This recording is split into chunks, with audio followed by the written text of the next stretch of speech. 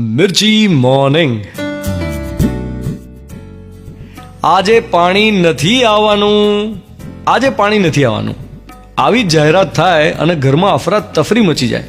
એક દિવસ પાણી નહીં આવે એટલું ખબર પડે એટલે ઘરમાં મમ્મીને તો ટેન્શન થઈ જાય. બધા જ બાથરૂમમાં બે ડોલ ભરી રાખે. અચ્છા, રસોઈ બનતી હોય, ઓફિસ જવાનું મોડું થતું હોય ને ગેસનો બાટલો ખલાસ થઈ જાય તો તમારી પત્નીને કેટલું ટેન્શન થાય.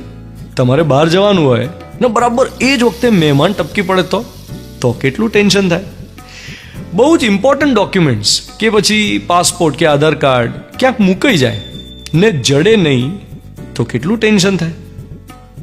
આમાંની એકેય ઘટના એવી નથી કે જેમાં સર્વસ્વ લૂંટાઈ જવાનું છે.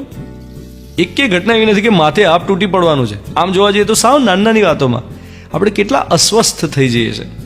ક્યાંકનું ફ્રસ્ટ્રેશન બીજે ક્યાંક કાઢીએ ને પછી નાહકનો ગુસ્સો, અકળામણ એ કોઈ બીજા પર ઠાલવીએ, વાતનું વતેસર થઈ જાય. એમાં આખી દુનિયામાં કંઈ કેટલાય મોટિવેશનલ પુસ્તકો વેચાતા હશે. લાઈફ મેનેજમેન્ટના 500 પુસ્તકો લાઇબ્રેરીમાં વસાવ્યા હોય, પણ નાની ક્ષણમાં નાની વાતમાં અસ્વસ્થ થઈ જતા હોઈએ તો શું કામનું.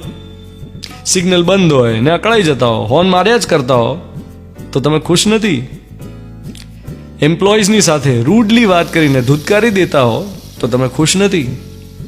કોઈ બાળક તમારી સાથે વાત કરતો હોય તમારું ધ્યાન મોબાઈલમાં હોય તો તમે ખુશ નથી. વોલેટ ક્યાંક મુકાઈ જાય અને તમે ઘરના લોકોનો વાંક કાઢો, તમારું વોલેટ ખોવાઈ ગયું એમાં, તો તમે ખુશ નથી. અને ખુશ થવું એ આપણા હાથમાં છે. સાંભળી રહ્યા છો મિર્ચી, હું છું ધ્વનિત તમારી સાથે. Good morning my dear.